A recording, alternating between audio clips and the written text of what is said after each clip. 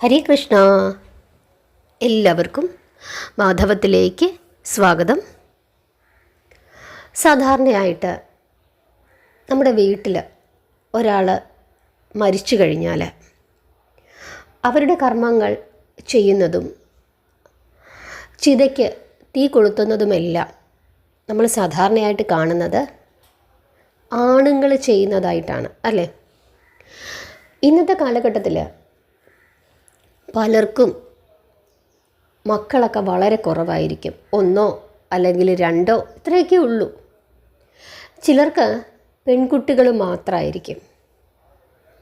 അങ്ങനെ വരുമ്പോൾ ഒരാൾക്ക് പെൺകുട്ടികൾ മാത്രമാണെങ്കിൽ എങ്ങനെയാണ് കർമ്മം ചെയ്യുന്നത്?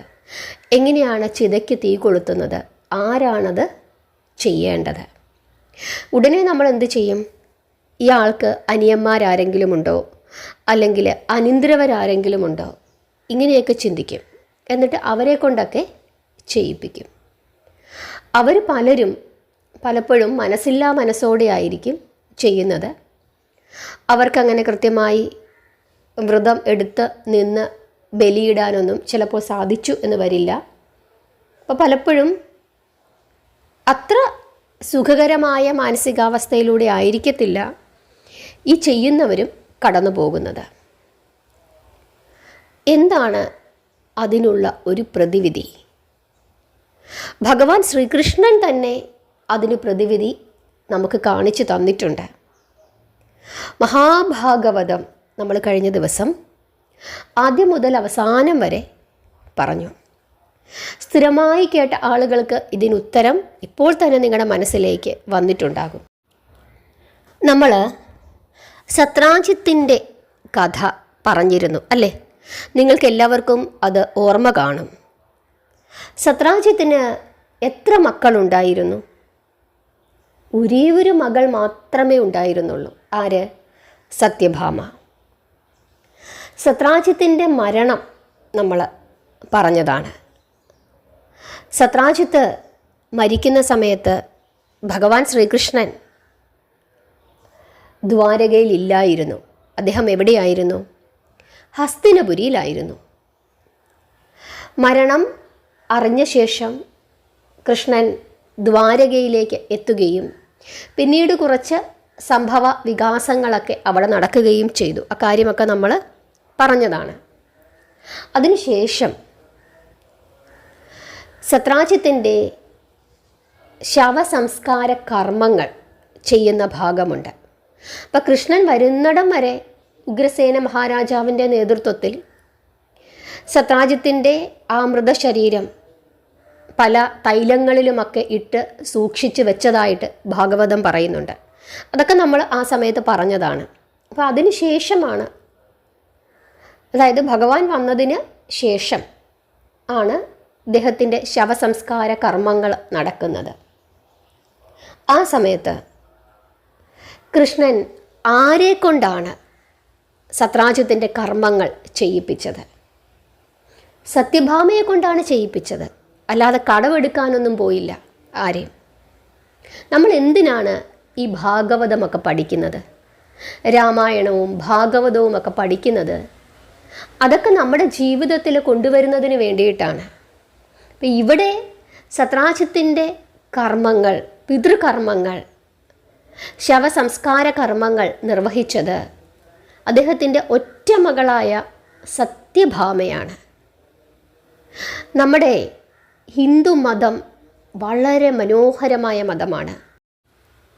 ഹിന്ദുമതത്തിൽ നമ്മൾ ഭാഗവതവും രാമായണവും ഭഗവത്ഗീതയും ഒന്നും പഠിക്കുമ്പോൾ അവിടെ ഈ ഉച്ചനീചത്വങ്ങളൊന്നും കാണാൻ സാധിക്കുകയില്ല.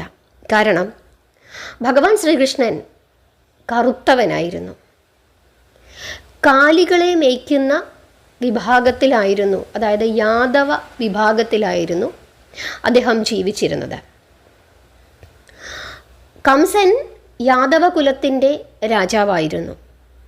പക്ഷെ കൃഷ്ണൻ രാജാവല്ല. ദ്വാരക നിർമ്മിച്ചപ്പോഴും ഉഗ്രസേനനായിരുന്നു രാജാവ്.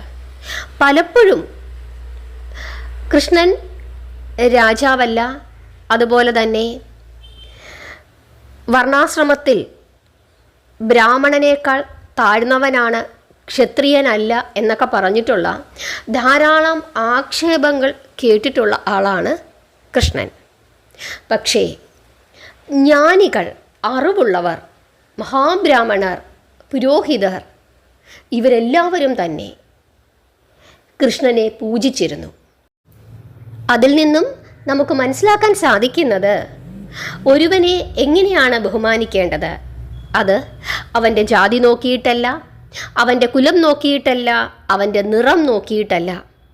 അവൻ ബഹുമാനിതനാകുന്നത് അവൻ്റെ അറിവും അവൻ്റെ ജ്ഞാനവും അവൻ്റെ വിദ്യാഭ്യാസവും അവൻ്റെ സ്വഭാവവും നോക്കിയിട്ടാണ് ഒരുവൻ ബഹുമാനിക്കപ്പെടേണ്ടവനാണോ എന്ന് തീരുമാനിക്കുന്നത്. വിദ്യയ്ക്കായിരുന്നു, അറിവിനായിരുന്നു കൂടുതൽ പ്രാധാന്യം അവിടൊക്കെ കൊടുത്തിരുന്നത്. അറിവുള്ളവനെ, വിദ്യയുള്ളവനെ ബഹുമാനിക്കുന്ന ഒരു ശീലം എന്നും ഉണ്ടായിരുന്നു. പിന്നീട് എപ്പോഴാണ് ഇതൊക്കെ മാറിയത്? പിന്നീട് വന്ന ചില ആളുകൾ, അതായത് അന്ന് ഈ രാമായണവും അതുപോലെ തന്നെ ഭാഗവതവും ഒക്കെ എഴുതി വച്ചിരുന്നത്, വ്യാസൻ എഴുതിയത് പോലും സംസ്കൃതത്തിലായിരുന്നു. പിന്നീട് വന്ന ജനതയ്ക്ക് അവർ പഠിക്കാതിരുന്നത് കൊണ്ട്, വിദ്യാഭ്യാസം ഇല്ലാതിരുന്നത് കൊണ്ട് ഇതൊന്നും വായിച്ച് മനസ്സിലാക്കാനുള്ള ഒരു ശേഷി അവർക്കുണ്ടായിരുന്നില്ല. ചില ആളുകൾ മനഃപൂർവ്വം അവർക്ക് വിദ്യാഭ്യാസം കൊടുത്തതുമില്ല. അവരുടെ ഒരു അധീശത്വം സ്ഥാപിക്കുന്നതിന് വേണ്ടി പലപ്പോഴും ചില ആളുകളെ മാറ്റി നിർത്തുകയും അവർക്കിഷ്ടമുള്ളതുപോലെ വ്യവസ്ഥിതികൾ ഉണ്ടാക്കി വെക്കുകയും ചെയ്തതുകൊണ്ടാണ് ഹിന്ദുമതം ഒരു സമയത്ത് വളരെ ദുഷിച്ചതായി മാറിയത്. ഈ ഹിന്ദുമതത്തിൽ തന്നെയുള്ള ആചാരങ്ങൾ നമുക്കറിയാം. ഉത്തരേന്ത്യൻ സംസ്ഥാനങ്ങളിലെ ആചാരങ്ങളല്ല ദക്ഷിണേന്ത്യൻ സംസ്ഥാനങ്ങളിലെ ആചാരങ്ങൾ. ഓരോ സംസ്ഥാനങ്ങൾക്കും വ്യത്യാസമുണ്ട്, ഓരോ വിഭാഗത്തിനും വ്യത്യാസമുണ്ട്. അപ്പം ഒരേ ഒരു സിദ്ധാന്തം അനുസരിച്ച് പിന്തുടർന്നിരുന്നെങ്കിൽ ഇതെല്ലാം ഒന്നുപോലെ ഇരുന്നേനെ. അപ്പോൾ നമുക്ക് മനസ്സിലാക്കാം, ഇതിൻ്റെ ഇടയ്ക്ക് പല പല വ്യാഖ്യാനങ്ങൾ വന്നു. പല ആളുകളും അവരവരുടെ താല്പര്യത്തിനനുസരിച്ച് ഇതിനെ ഇങ്ങനെ മാറ്റി. ഇതൊക്കെയാണ് നമ്മൾ മനസ്സിലാക്കേണ്ടുന്നത്. നമ്മൾ എന്താണ് ചെയ്യേണ്ടത്?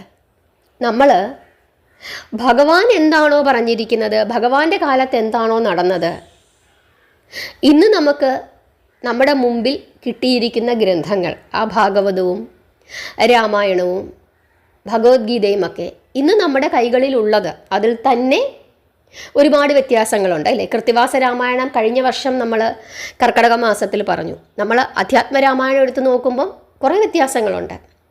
അതിൽ നിന്നും വ്യത്യാസമുണ്ട് തുളസീദാസ രാമായണം, വാൽമീകി രാമായണം. ഇതൊന്നുമല്ല, കുറേ വ്യത്യാസങ്ങളുണ്ട്. അടിസ്ഥാനമെല്ലാം ഒന്ന് തന്നെ, രാമനും സീതയും വനവാസവും ഒക്കെ. പക്ഷേ വ്യാഖ്യാനങ്ങൾക്കും ചില കഥകൾക്കുമൊക്കെ വ്യത്യാസങ്ങളുണ്ട്. എന്തു തന്നെയായാലും അതിൻ്റെയൊക്കെ കാതലൊന്നു തന്നെയാണ്, എന്താണ് ഉദ്ദേശിച്ചിരിക്കുന്നത് എന്നുള്ളത്. അപ്പം അത് നിങ്ങൾ മനസ്സിലാക്കുക. എന്നിട്ട് സർവേശ്വരൻ്റെ കാലത്ത് ഭഗവാൻ എന്താണ് ചെയ്തത് എന്ന് വളരെ ആഴത്തിൽ പഠിക്കുകയും ഭഗവാൻ എന്താണ് ഉദ്ദേശിക്കുന്നത് എന്ന് മനസ്സിലാക്കുകയും ചെയ്തിട്ട് നമ്മുടെ ജീവിതം മുമ്പോട്ട് കൊണ്ടുപോയി കഴിഞ്ഞാൽ നമ്മുടെ ജീവിതം വളരെയധികം സുന്ദരമാകും എന്നുള്ള കാര്യത്തിൽ യാതൊരു തർക്കവും ഇല്ല. അതുകൊണ്ട് സത്യഭാമയെ കൊണ്ട് പിതൃകർമ്മങ്ങൾ, ശവദാഹ കർമ്മങ്ങൾ പോലും ഭഗവാൻ ചെയ്യിപ്പിച്ചെങ്കിൽ പെൺമക്കൾക്ക് ഇതെല്ലാം ചെയ്യാം. അതിനുവേണ്ടി വാടകയ്ക്ക് പുറത്തുനിന്ന് ഒരാളെ എടുത്തുകൊണ്ട് വരേണ്ടെന്ന യാതൊരു ആവശ്യവുമില്ല എന്നാണ് ഭാഗവതം നമുക്ക് പറഞ്ഞു തരുന്നത്. ഭാഗവതത്തിലെ കഥകൾ നമുക്കതാണ് പറഞ്ഞു തരുന്നത്. അതിൻ്റെ ഉദാഹരണമാണ് സത്യഭാമയും സത്രാജിത്തും. കൃഷ്ണനാണ് ചെയ്യിപ്പിച്ചത്. അതുകൊണ്ട് പിതൃബലി, ശവസംസ്കാരാദി ക്രിയകൾ, ചിതയ്ക്ക് തീ കൊളുത്തുക, ബലിയിടുക, ഇങ്ങനെയുള്ള കാര്യങ്ങളൊക്കെ പെൺകുട്ടികൾക്ക് ചെയ്യാം. അതിൽ യാതൊരു തെറ്റുമില്ല. നമ്മുടെ ശാസ്ത്രം അത് അനുകൂലിക്കുന്നു. ആരെങ്കിലും എതിര് പറഞ്ഞാൽ ഭാഗവതത്തിലെ ആ ഭാഗം, അതായത് സത്രാജിത്തിൻ്റെ മരണഭാഗം എടുത്ത് കാണിച്ചു കൊടുക്കുക. ഭഗവാൻ ശ്രീകൃഷ്ണനാണ് സത്യഭാമയെ കൊണ്ട് ചെയ്യിപ്പിച്ചത്. അത്രമാത്രം നിങ്ങൾ ചിന്തിക്കുക, യാതൊരു തെറ്റുമില്ല എന്ന് മനസ്സിലാക്കുക. നിങ്ങൾക്ക് മനസ്സിലായി എന്ന് വിശ്വസിക്കുന്നു. നാമം ജപിക്കുക, ഭഗവാനെ പ്രാർത്ഥിക്കുക, വിശ്വാസികളായിരിക്കുക, അന്ധവിശ്വാസികൾ ആകാതിരിക്കുക. എല്ലാവരെയും സർവേശ്വരൻ അനുഗ്രഹിക്കട്ടെ. ഹരേ കൃഷ്ണ.